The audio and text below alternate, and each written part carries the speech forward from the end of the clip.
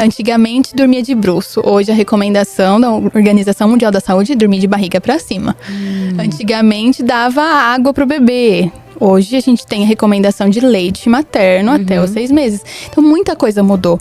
Eu sou Giovana Garcia, sou enfermeira obstetra e hoje estarei aqui com a doutora Heloísa. O que é o papel da enfermeira obstetra durante a gestação? A rotina não é para ser algo negativo, né? É para ser um suporte para a família no dia a dia. Um papo leve e com informação de qualidade sobre maternidade, parto e puerpério. Essa história de que é instintivo não é real, porque é um processo de adaptação, tanto da mãe, quanto do bebê, como um bebê que acabou de descobrir o mundo, que tá aprendendo a mamar.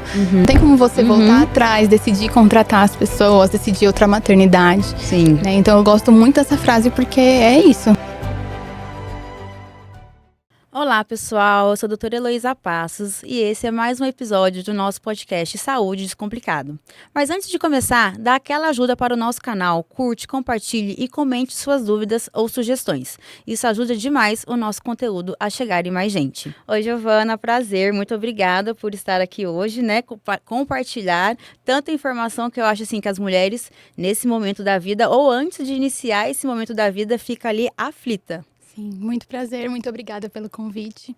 É uma fase de muitas descobertas, muitas dúvidas e sem dúvidas é um prazer poder estar do lado de famílias que estão crescendo, né?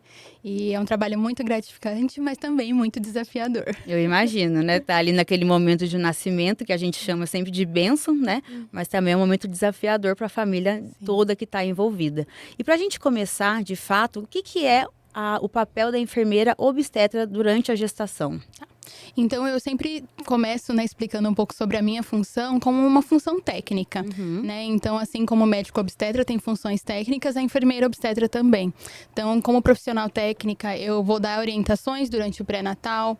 Ali, né, durante o pré-natal também eu posso fazer a solicitação de exames, educação perinatal para o parto.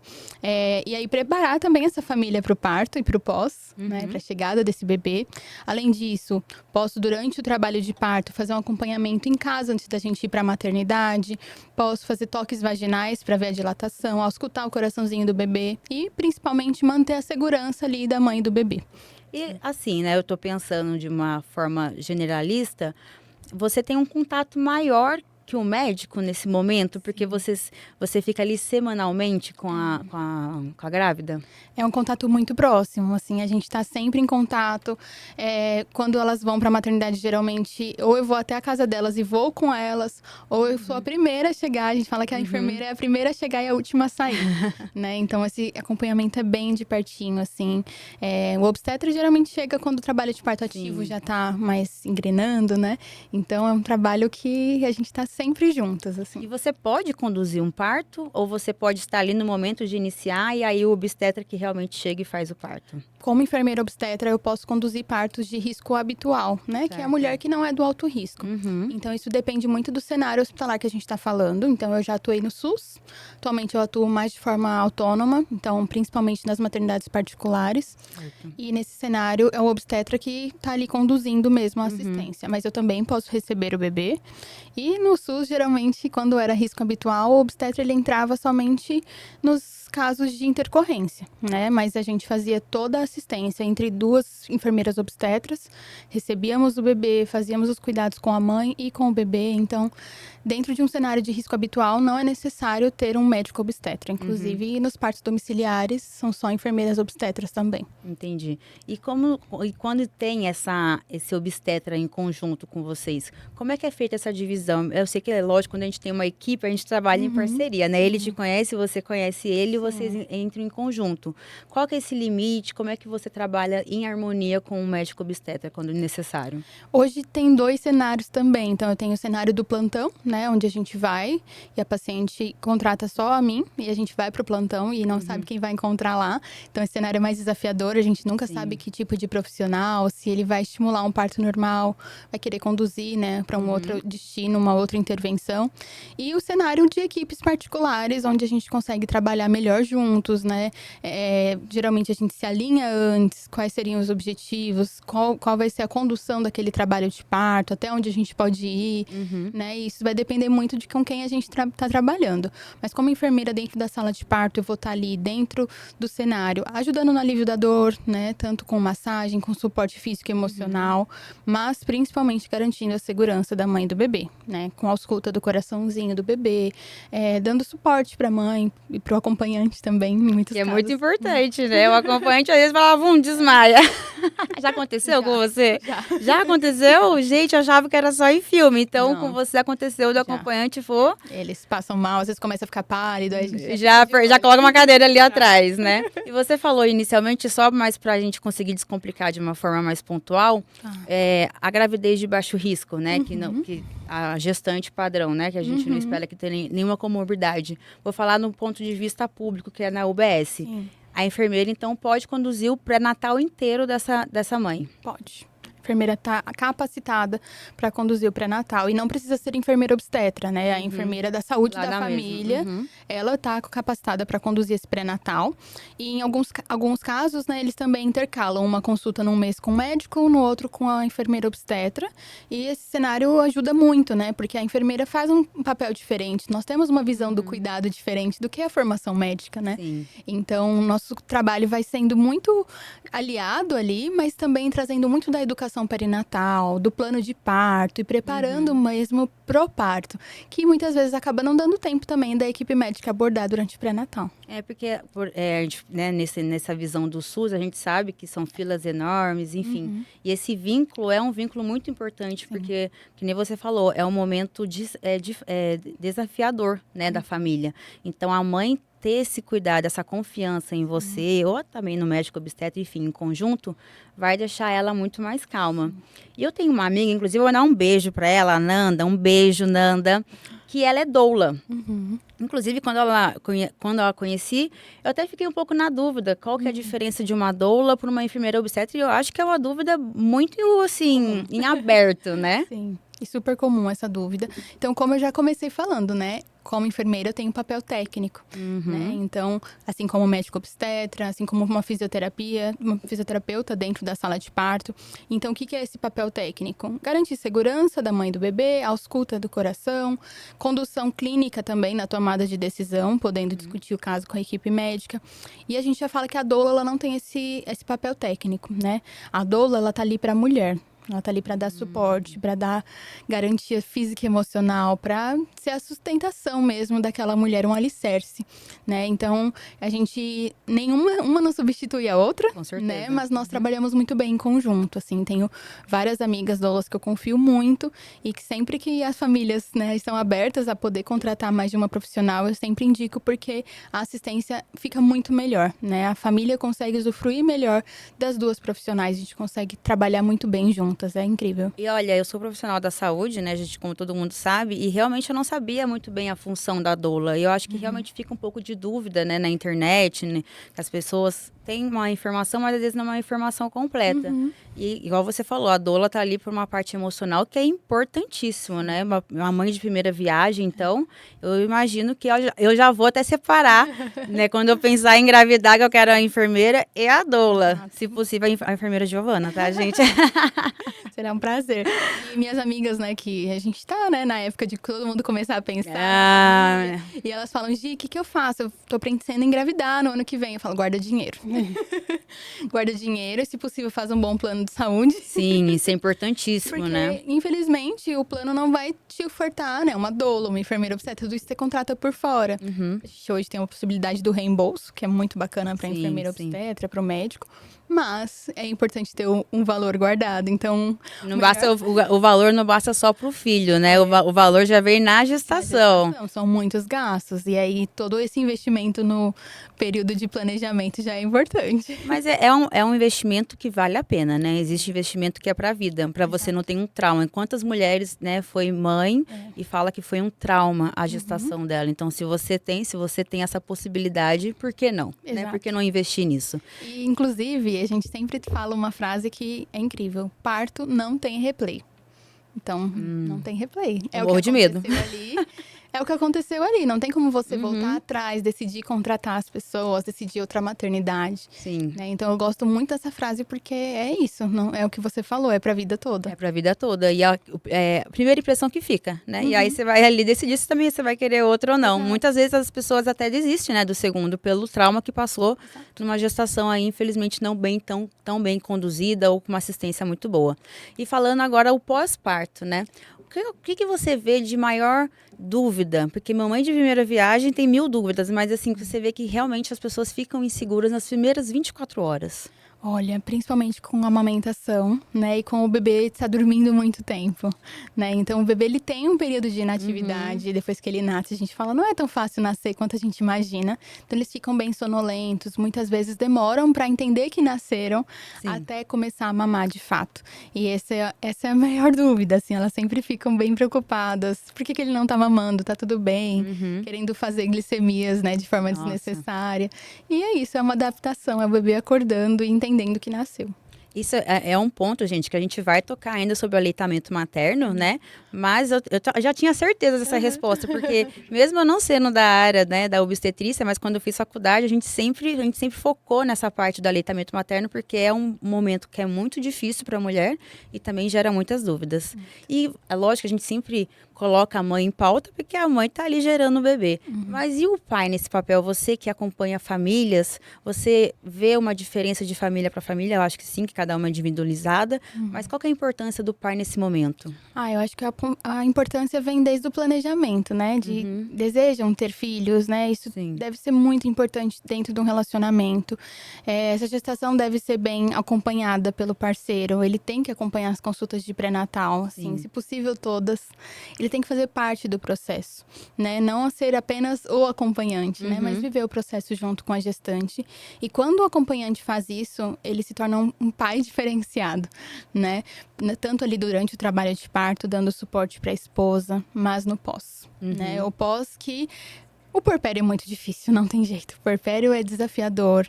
Tem o baby blues, né? Aquela queda hormonal. A mulher fica muito emotiva, muito sensível. Tem toda a mudança do corpo. Então, o acompanhante que se prepara junto com ela, ele vai viver um puerpério junto com ela também, de mãos dadas, né? Então, poder pegar uma água quando ela tá amamentando, poder pegar o bebê depois. Quando ela quer dormir um pouquinho. Quando ela quer dormir, colocar pra rotar, trocar uma fralda. Coisas que parecem tão pequenas, mas que na rotina, no dia a dia, faz toda a diferença, assim. E inclusive, né, nessa sociedade mais moderna, a gente vê bastante a influência, não, mas também a vontade do pai de estar presente, que mudou bastante dos últimos anos, não, né? De anteriormente, que o pai ficava naquele momento ali só de educação mais pra frente, e a mãe que ficava no batente. E a gente vê que hoje também as mães trabalham, as mães têm uma vida própria, então tem que realmente ter essa harmonia. E é muito importante que, inclusive, tenha a enfermeira e a doula para poder fazer essa conciliação, né? Exato. E é isso, mudança de gerações mesmo, né? A nossa geração trouxe essa diferença pro acompanhante, pro parceiro, né? E para a importância que esse parceiro tem não só na gestação, no parto, mas também no puerpério, né? Não só pro bebê, mas para servir também a esposa que está num momento difícil. Então é excelente quando o acompanhante participa, se informa. Nossa, é gratificante ver. Isso é uma parceria de verdade, né? Vamos ser bem sinceros. Exatamente. E você falou, né, que elas têm as mães têm muita dúvida em relação ao aleitamento e à sonolência. Mas dentro, assim, da sua área como enfermeira, o que você consegue sinalizar que pode realmente ser uma alteração patológica no recém-nascido para a mãe? Tá. A gente fica muito atento no recém-nascido aos sinais que ele tá dando, né? Então, que tipo de sinal? Uma icterícia precoce, né? Ali nas primeiras 24 horas, aquele bebê já tá muito amarelinho. É isso que eu ia só te cortar, desculpa. O que seria icterícia? Aqui a gente tá descomplicando, né? Muito amarelinho. E quando ele fica amarelinho. Isso, que o pessoal antigamente dava banho de chá, de picão, né? Ah, é? Não sabia disso, no não. interior, banho de chá de picão, banho de sol, e hoje nada disso é recomendado. Um bebê que tá ficando amarelinho, mesmo em casa, o ideal é levar pra avaliação. Com certeza. Mas alguns são de forma muito precoce, assusta bastante os pais. A sonolência, ela é esperada, então, como eu falei, é um motivo que eu sempre tranquilizo os pais, mas não quer dizer que a gente não vai estimular esse bebê a mamar. Então, ali de tempo em tempo, a gente tenta acordar ele, estimular na amamentação, amamentação, para ver se ele desperta um pouquinho e mama. A gente vai ficar atento também a sinais vitais mesmo, né? Que a equipe vai estar ali de pertinho acompanhando. E eu até te perguntei em relação ao recém-nascido, mas eu não te perguntei uma coisa. Você acompanha o pré-natal e o pós-parto. E esse pós-parto, ele acaba quando? Então, eu falo que não tem um limite para o puerpério, né? A gente tem como termo técnico que o puerpério dura 42 dias. Mas a gente sabe que não é só isso, né? Mas no meu contrato eu geralmente determino esses 42 dias. Mas eu sou... Um doce, você é um mel. Enquanto estão me mandando mensagem, eu tô respondendo. É um vínculo, né? Lógico. Eu fico com saudade quando elas param de falar comigo. Oi, tem alguma dúvida? Tô aqui ainda. É isso, né? A gente constrói um vínculo muito gostoso, muito próximo. Ali na reta final a gente se fala todos os dias. Nos primeiros dias também, depois some. É complicado, realmente. Então, eu sempre estou disponível, eu sempre estou dando esse suporte a longo prazo. Inclui, né, no acompanhamento, sempre uma consulta de pós-parto. Certo. Então, é que eu vou lá, visito a mãe, o bebê, vejo as dúvidas da família, acompanho a amamentação. Mas aí, se tiver necessidade, a gente combina outras consultas. E o acompanhamento no WhatsApp, ele fica a longo prazo. Seu WhatsApp deve bombar o dia inteiro, né? Sempre. E eu vou até, né, usar um pouquinho, assim, a diferença da sua área para mim, porque como eu trabalho dentro de uma UTI, é um momento muito delicado, né? E você trabalha num momento também delicado, mas é um momento de bênção. A maior parte das vezes a gente sabe que existem complicações. Então, realmente tem esse apego emocional, né? Você vê o bebê nascendo, crescendo. Então, gente, quem não ama um bebezinho? Aquele cheirinho. Ontem eu recebi uma mensagem de uma paciente que eu acompanhei no SUS durante a residência. O bebê tá fazendo 3 anos. Nossa! Então é tão gostoso. Já tem bebês que estão fazendo 5 anos que eu acompanhei durante a graduação mesmo. É muito gratificante, assim. E, obviamente, tem seus desafios, tem as intercorrências, né? As famílias que precisam ficar separadas dos bebês, ou por questões maternas, ou por questões do bebê. Mas tudo isso, graças a Deus, tem jeito, né? A gente tem conseguido ter bons desfechos com toda a boa assistência, né? Uma boa assistência, uma boa prevenção, né? Exato. Isso que é muito importante dentro da medicina. Exatamente. E agora falando sobre o pós-parto da mãe, né? A mãe tem um corrimento, certo? No pós-parto, que ele evolui. Sim. Como que é essa evolução normal desse corrimento? A gente chama de termo técnico, como lóquios. Então, é normal que a mulher sangre no pós-parto. E isso vai variar muito para cada mulher. Uma mulher que tem uma cesárea e não evoluiu em trabalho de parto, ela tende a sangrar menos porque aquele colo não dilatou, né? Mas a mulher que tá parindo, né, de parto normal, ela tende a ter um sangramento em maior quantidade, não porque isso seja algo ruim, mas porque aquele colo está aberto, né? E o útero, ele precisa se cicatrizar, né? Eu sempre coloco como um sentido, assim, figurativo. É como se tivesse uma ferida ali, né? Da saída da placenta. E aquele local ali, ele precisa se cicatrizar. E o útero precisa voltar para o lugar, né? E com isso, esse sangramento vai ser necessário. As cólicas, né? Enquanto a mulher amamenta, são comuns também. Não precisa... Desculpa te cortar. Gente, eu tô cortando muito ela. Ai, desculpa. Imagina. É que eu tô lembrando tudo da parte da obstetrícia. Porque até o aleitamento, ele solta os hormônios para ajudar na contração, né? Eu falo que é a melhor explicação que a natureza sabe de tudo, né? Então, quando a mulher amamenta, estimula a ocitocina, estimula a prolactina, que são 2 hormônios muito importantes, né? O hormônio do amor e o hormônio do leite. Sim. E eles vão ajudar na contração uterina também. Então, o útero voltar para o lugar. Então, geralmente, uma paciente acabou de me dizer hoje, amamentou, sentiu cólica e sentiu escorrer o sangue. Então, assim, é tudo muito fisiológico mesmo. É o corpo funcionando para o seu organismo voltar como ele era, né? Voltar para o lugar mesmo. E para a mulher também não ter uma intercorrência, uma hemorragia, né? E eu sempre trago que esse sangramento, ele pode acontecer, pode sair algum coágulo ou outro, coisa pequena. Mas não é esperado molhar uma toalha, por exemplo. Molhou uma toalha, corre para o hospital para ser avaliada. E é isso importante da informação, da prevenção e do assistência, porque você não fica tão desesperada quando você começa a sangrar, mas você também consegue ter esse timing, porque às vezes a pessoa perde um tempo e pode se colocar em risco de vida. Exato. Inclusive, é muito comum também, às vezes, ter um corrimento anormal, por exemplo, infectado. Exato. E acabar ali, porque a gente sabe que o colo está aberto, né? Que nem você acabou de explicar perfeitamente. E ali também acaba sendo também um lugar mais propício para uma infecção. Exatamente. Então, realmente tem que tomar muito cuidado. Sim. E você falou um pouquinho sobre o blues, né? Como é que fala? Baby blues. Isso. Que é uma alteração hormonal no pós-parto comum. E qual que é a diferença do baby blues para depressão pós-parto? Tá. Então, né, o bebê nasceu, eu falo a placenta também, né, tem aquela queda hormonal que a gente já espera que vai acontecer, né? Os hormônios estavam todos em alta para manter a gestação saudável. Quando chega essa queda hormonal, é muito esperado, sim, que a mulher sinta algumas questões emocionais, como se fosse uma TPM, um sintoma mais parecido com uma TPM, melancólico. Às vezes chora porque não gostou da experiência do parto, às vezes porque gostou muito. Sentiu falta, né? Às vezes porque o bebê não tá bem, às vezes porque o bebê é perfeito, né? Mas ela chora, ela se emociona com muita facilidade. E é uma mulher que tá muito emotiva mesmo, tá? E isso geralmente dura ali um pico de 5 a 8 dias, não se estende por muito tempo. Quando a gente pensa num processo patológico, uma depressão, a gente já fica mais em alerta, porque tá durando mais de 2 semanas e muitos sintomas envolvidos. Então, ou essa mulher come de mais ou de menos. Ou ela dorme demais ou para de dormir, né? E quem não tá cansada no puerpério? Com certeza. Ela deixa de se cuidar e deixa de cuidar do bebê, né? Então, uma coisa ou outra, os extremos, né? Os extremos não são legais nesse sentido. E esses sintomas precisam perdurar por 2 semanas ou mais.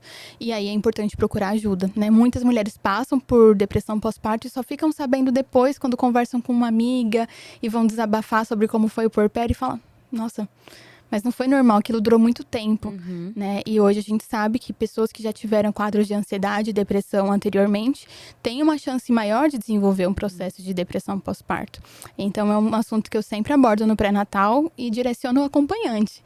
Acompanhante, você precisa saber como é o processo normal e como você pode ficar em alerta ali com a sua esposa no puerpério. E essa depressão pós-parto, eu, pelo menos na minha visão, assim, também de fora, a gente às vezes acha que é só quando a mulher rejeita o bebê, mas não é isso. Às vezes ela realmente está ali amando, cuidando, mas ela para de se cuidar, ela para de ter outros tipos de emoções, que nem você pontuou aqui. Ela fica apática na maior parte das vezes, né? Algumas mulheres podem entrar até mesmo em um surto, né? Tentar suicídio, não só mesmo fazer coisas com o bebê. Algumas protegem demais o bebê, não deixam ninguém pegar. Então, todo esse extremo vai ser sinal de alerta pra gente. É engraçado você ter falado isso, tipo, cuidar demais, porque realmente eu achava que era sempre repelindo o bebê. Não quero cuidar, não gostei, não quero amamentar, mas tem os extremos que nem você falou. Ninguém pode tocar naquele bebê, né? Nem o pai, para poder dar um suporte. Isso também é preocupante. Bem legal. E agora falando sobre rede de apoio. Todo mundo que vai engravidar usa esse termo. Inclusive, eu amo falar esse termo assim. Ai, minha rede de apoio não tá em São Paulo, sabe? E é uma coisa que as pessoas... É muito importante, lógico. Como é que você vê a importância, né, nessa trajetória, tanto da gestação, do pós-parto, na vida da mulher, da gestante e do pai também ali em conjunto, ter essa rede de apoio? Eu penso que a rede de apoio, ela precisa estar ali para apoiar de fato, né? A gente sabe que existem diversos tipos de familiares. Hoje a gente também fala muito sobre isso, né? Nem todo parente é bom. Exato, pode ser um amigo, né? Exato, a rede de apoio pode ser podem ser amigos do casal, por exemplo, mas também filtrar muito quem serão essas pessoas, né? Serão pessoas que vão te dar suporte ou pessoas que vão te deixar mais ansiosa? Né? A avó tem um papel muito importante sempre, né? De suporte, de acolhimento, porque ela cuida não só do bebê, mas ela cuida muitas vezes da filha, né? Ela vê que ali ainda tem a sua filha, né? Então, mas também tem avós que acabam ultrapassando limites, atrapalhando no processo da amamentação, por exemplo, que fala pra filha, seu leite é fraco, seu leite não tá sustentando o bebê, e aí a cabeça da puérpera, né? Já não tá legal.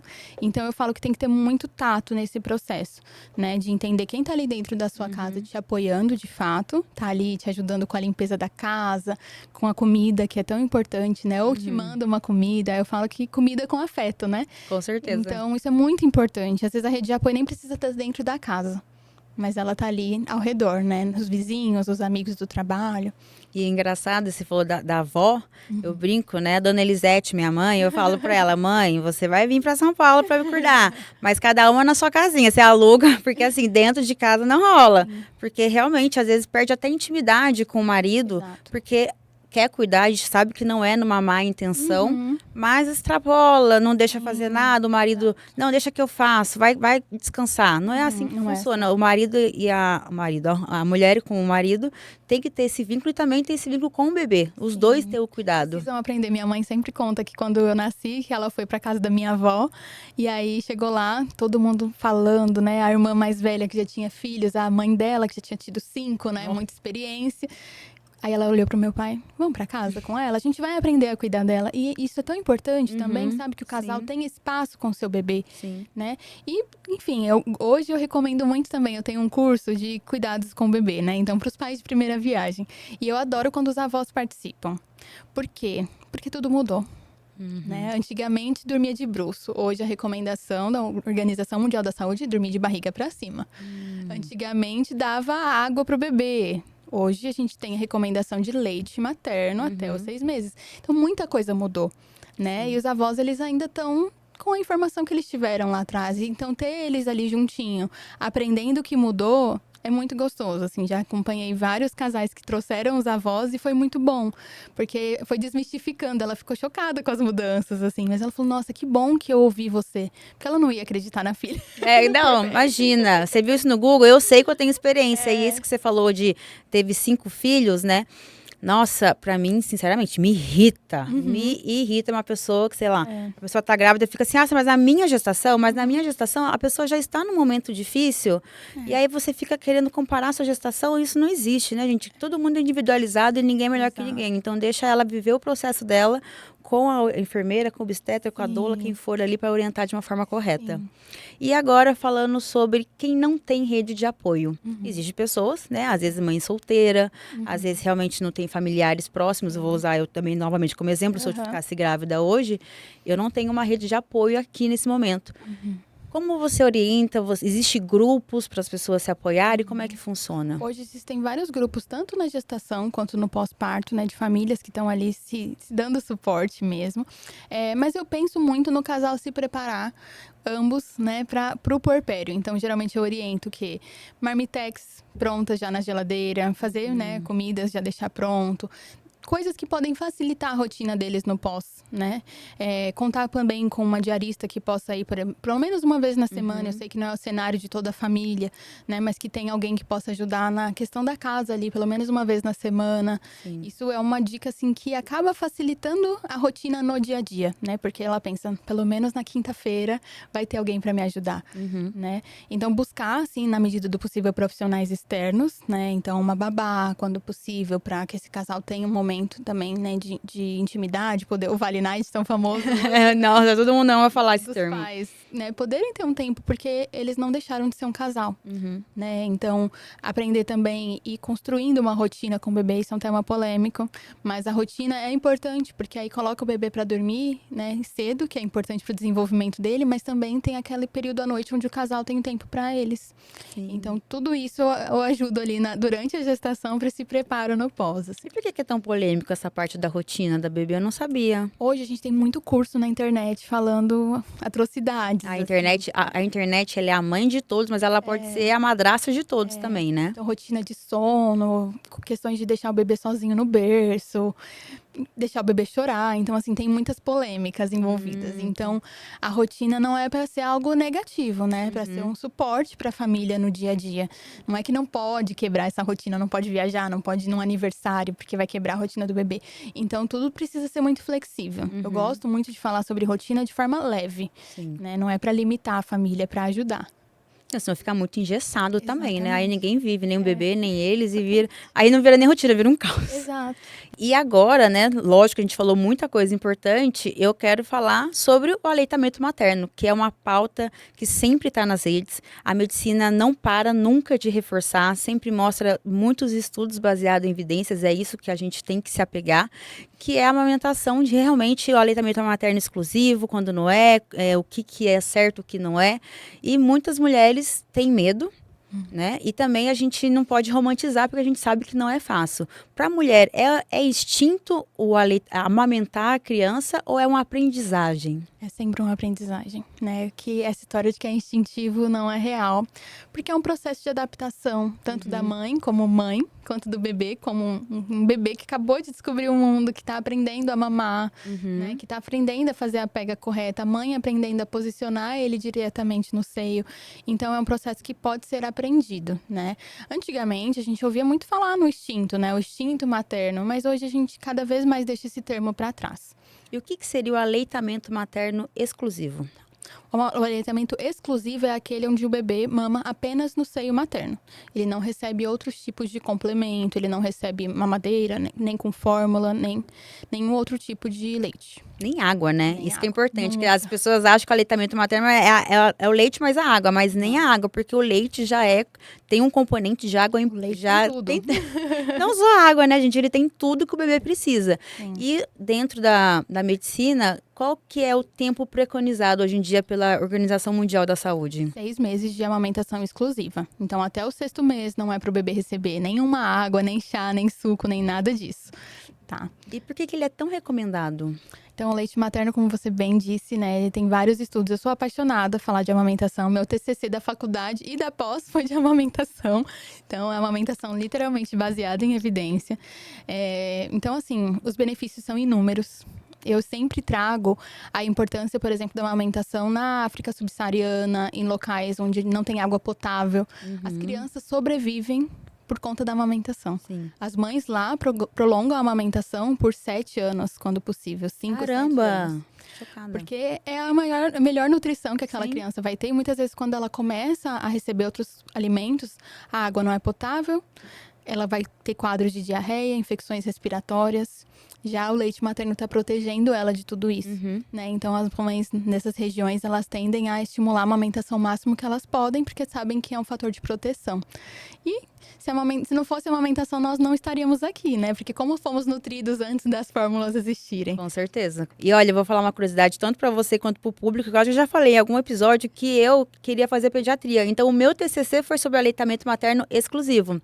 Então, todos os benefícios dele e como isso impacta na infecção de vias aéreas inferiores e superiores. Então, isso é muito importante. Muito. E, além disso, as mães têm muito medo da pega, né? Porque a pega, se não é de uma forma correta, acaba ali tendo uma fissura, uma lesão. Como é que você consegue manejar nesse caso? Então, desde o pré-natal, eu também ensino o que é uma pega correta, como posicionar o bebê. Tudo isso para que ela já entenda o que o bebê tem que fazer ali no pós. Né? Quando elas estão preparadas, elas sabem o que esperar. Né? Ensino também quais são os sinais de alerta. Né? Então, a vermelhidão, a dor, o que é normal, o que não é. Né, para que elas já vão se preparando ali, para quando o bebê chegar, eu já vou dar esse suporte. Geralmente, quando o bebê nasce bem, a mãe tá bem, já consegue amamentar ali na primeira hora de vida. É o preconizado também, né? A Golden Hour, né, que a gente traz. E é super importante, porque além de estimular a produção de leite, vai também ajudar na contração uterina da mãe, né? Então, mais uma vez, a natureza aí sendo essencial. É aquilo, né? A natureza é linda. Eu vou usar essa palavra que você para complementar, mas a natureza ela é perfeita, né? Lógico que existe, que nem a gente falou, hoje em dia a medicina é avançada, porque a gente consegue cuidar dos que saem aí do padrão, mas é tudo muito bem certinho. E é muito comum, que nem eu falei, essas rachaduras, essas fissuras que tem no peito, e realmente não sei, mas dói, né? É relatado que dói, né? Eu realmente como se eu já tivesse. Mas dói e é uma coisa muito relatada pelas mães, principalmente nas primeiras consultas. E aí tem os mitos na internet. O que passar nessas rachaduras, nessas fissuras? Existe alguma medicação que se pode passar ou tem que ser avaliado pelo médico corretamente se tem algum infectado ou não? Hoje a gente não tem nenhuma coisa para prevenir, tá? Então não existe nada para prevenir, nada que a mulher possa fazer para se preparar na gestação, além de se informar, né? E eu sempre falo, tenha contatos de profissional da amamentação salvos, porque isso vai ajudar no pós. Aí você sabe a quem recorrer, né? Então a gente vai principalmente ajustar a causa. Não adianta também fazer um remédio ali para cicatrizar se a gente não arrumou o que está acontecendo, né? Então, como consultora, a gente vai avaliar essa pega, avaliar a posição, entender por que está machucando e ajudar. Existem hoje algumas pomadas que podem auxiliar, né? Não são tão acessíveis, mas ajudam muito. E a laser terapia também, como um recurso que ajuda muito, né? A emissão de luzes para auxiliar na cicatrização. Nossa, na minha cabeça é uma coisa mais antiga, aquela de colocar o leite e colocar no sol. Isso existe ainda? Não. Espalhar o leite é sempre bom. O leite também vai ter propriedades que vão ajudar na cicatrização. Mas expor ao sol a gente não vai recomendar mais, porque não existe mais exposição ao sol segura. Ah, entendi. Viu? Olha, eu não sou tão antiga assim, né? Mas eu já estava um pouquinho já atrasada. Pro bebê, né? O pessoal ainda coloca os bebês no sol, mas hoje a gente não tem mais recomendação. Nossa. Pela sociedade nem de dermatologia de expor o bebê ao sol pelo risco, né? Que a gente tem aí camada de ozônio, já não é mais suficiente para nos proteger. Então, a gente sempre tem que se atualizar e atualizar com informação de qualidade. Olha, eu não sabia, eu achava que poderia colocar o leite, se expor ao sol, que aquele leite ali ia cicatrizar de uma forma normal, assim, né? Eu aprendi assim na faculdade também, né? Eu me formei faz 5 anos. Exatamente. E já mudou, né? Já mudou. As coisas muda o tempo todo. Que bom que muda para melhor, pelo menos, né? Sim. E eu sei que tem a mãe que quando ela não consegue se amamentar, ela fica até frustrada, né? É uma frustração para a mãe, porque existe aquela pressão da rede de apoio, das pessoas falam assim, como é que você não tem leite? E aí, quando acontece isso, né? Quando a mãe não consegue produzir um leite adequado, quando é que ela vai recorrer a um banco de leite? Hoje a gente tem o banco de leite como um recurso para doação de leite. Então, as mulheres que têm uma boa produção podem doar. E para a recepção dos bebês que são prematuros. Então, uma mãe que está com dificuldade de amamentação, ela pode recorrer ao banco de leite como suporte, mas ela não pode receber aquele leite. Ah, entendi. Tá? Então, o banco de leite ele tá lá para dar mais suporte para as crianças que têm necessidade, que estão, por exemplo, com extrema prematuridade, né, nesses casos. Mas o banco de leite é um grande suporte, né? A gente tem vários bancos de leite pelo SUS, que a mulher consegue ter assistência na amamentação de forma gratuita, inclusive de pega, posição. Então, é um suporte muito bom. E quanto à frustração, ela é uma questão muito importante também, porque a sociedade, ela entende que a mulher tem que ser capaz de fazer tudo, né? E tem toda uma pressão. Quando não, tem a família falando, né, que o leite não é suficiente, que o leite é fraco. Não existe leite fraco, né? A mulher, ela sabe bem produzir, o corpo sabe o que produzir para o bebê. E em alguns casos a gente vai ter, sim, cenários de baixa produção, cenários de dificuldades ali na produção de leite. E tudo isso tem que ser trabalhado acompanhando o ganho de peso do bebê, né? Vendo se está sendo efetiva essa amamentação. Então, quando é necessário, eu sempre falo, a fórmula ela não é uma vilã, né? Ela está aí para nos ajudar. E com isso vai ser um suporte, né, para esse ganho de peso, para esse bebê crescer saudável, né? Mas a forma de ofertar essa fórmula, complemento, é diferente. Então, quando a gente usa a mamadeira, a chupeta, a gente pode levar o bebê a querer não mamar mais no peito. Né? Então, a gente tem a confusão de bicos, que o pessoal fala bastante. Então, ofertar a fórmula não é um problema. O problema é como a gente oferta. Né? Então, usar a mamadeira vai ser um fator de risco. Então, hoje a gente tem outras opções. Então, copinho, colher dosadora. Hoje, isso tem tudo aí na internet, à venda com mais facilidade do que antigamente. Mas são objetos que não vão fazer essa confusão de bicos do bebê. Isso é super importante, né? Porque as pessoas, às vezes, elas crucificam a mãe por usar a fórmula sem saber o porquê que ela tá usando a fórmula. Que nem você falou, quando indicado, é bem indicado, né? Quando ela tem um acompanhamento certo com o pediatra, o pediatra também, né? O pediatra, a obstetra dela, se for no início, isso sim é importante, porque ela vai, pelo menos, saber que ela tá sustentando o filho dela e ficar em paz com ela mesma. E as mães trabalhadoras, né? A mãe moderna, né? Que tem que sair e aí tem que tirar o leite. Você também consegue orientar nessa posição? Sim, eu dou esse suporte também. Hoje, a maior parte das mães, né, tem uma licença maternidade de 4 meses apenas. Algumas mães conseguem a extensão para 6 meses, às vezes conseguem umas férias, né? Hoje a gente tem por lei também um acréscimo de 15 dias para a mulher que está amamentando, isso é um ponto importante. Nossa, legal. Então, pode correr atrás, que geralmente as mulheres conseguem esse acúmulo, né, de tempo e de férias. Mas quando ela pretende continuar amamentando, ela vai precisar manter esse estímulo enquanto ela está no trabalho. Então, ver se essa empresa vai dar suporte para ela também estimular a produção, guardar os vidrinhos de leite. E quem está em casa com o bebê, poder também ofertar para o bebê de forma que auxilie ela a não desmamar este bebê. Então, se possível, no copinho ou na colher também. Então, eu falo que tem todo um treinamento da rede de apoio também, para que todos estejam juntos no mesmo objetivo, né? Dela poder manter essa amamentação. Então, você me perguntou da amamentação exclusiva. Então, até os 6 meses é só leite materno. Mas até os 2 anos é preconizado que a mãe mantenha a amamentação, porque é o melhor alimento do mundo, né? Exatamente.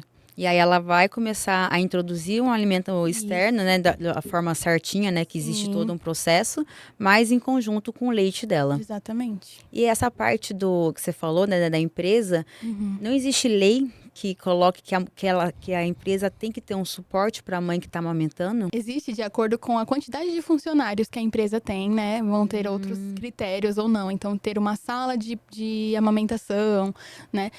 Por lei, a mulher geralmente tem 1 hora a mais para almoçar ou para sair mais cedo. Coisas assim que flexibilizam um pouco.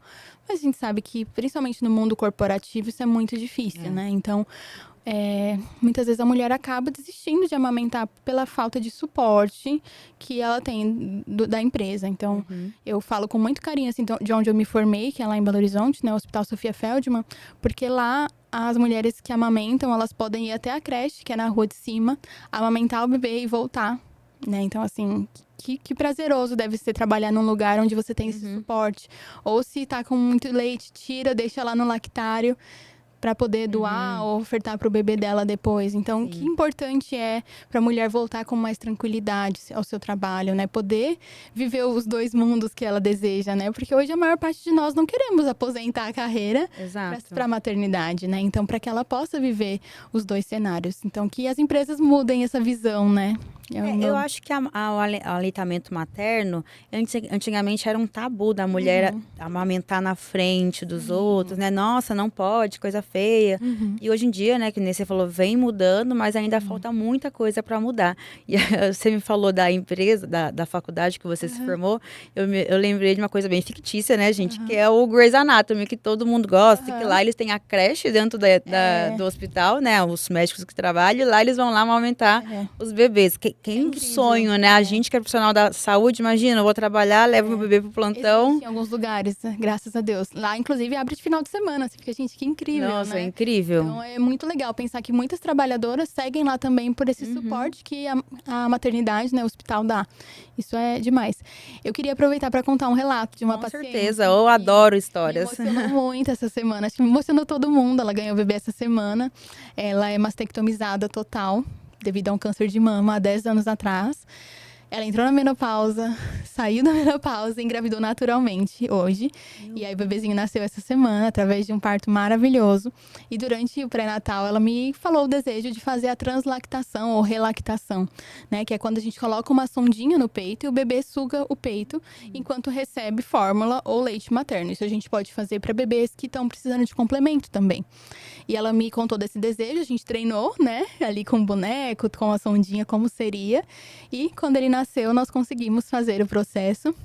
A primeira que foi mais difícil, mas desde a segunda mamada, todas as mamadas dele até hoje, ele fez 3 dias de vida, todas estão sendo com a translactação. Então, ele suga o seio dela e recebe a fórmula através da sondinha, né? Então, ela tá tendo essa oportunidade de segurar o filho dela, de nutrir o filho dela, né? De forma afetuosa, de forma...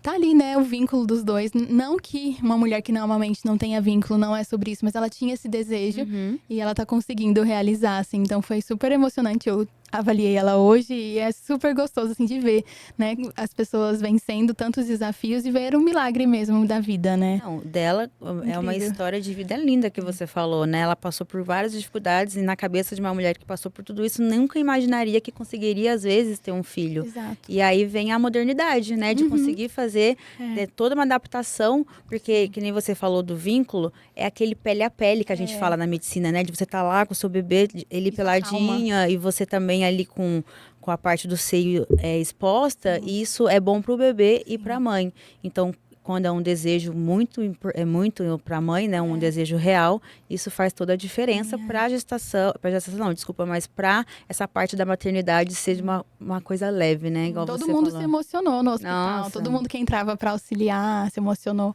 E realmente é uma história, né, de superação, de vida muito bonita.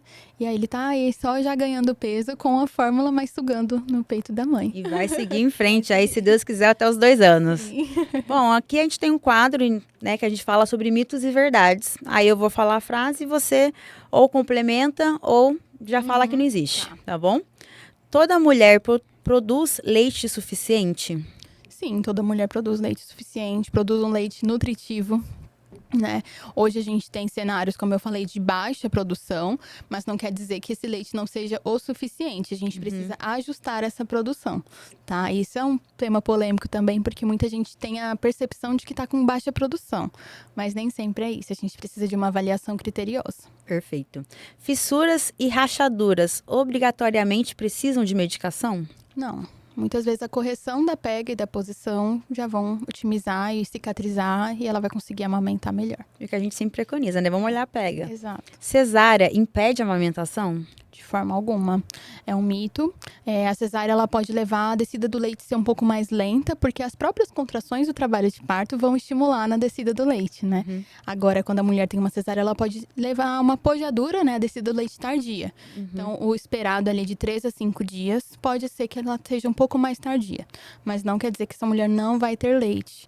A gente tem células que estão produzindo leite desde 16 semanas, mais ou menos. Então, o corpo da mulher sabe muito bem o que fazer, né? Então, colostro ela tem, mas a descida do leite vai demorar um pouquinho mais. Perfeito. E falando em colostro, antes de eu falar a última frase, o que é o colostro? Porque eu acho que as pessoas têm dúvida sobre isso. Existe o leite após o colostro, que é o leite que a gente fala aí, né? Com bastante propriedade.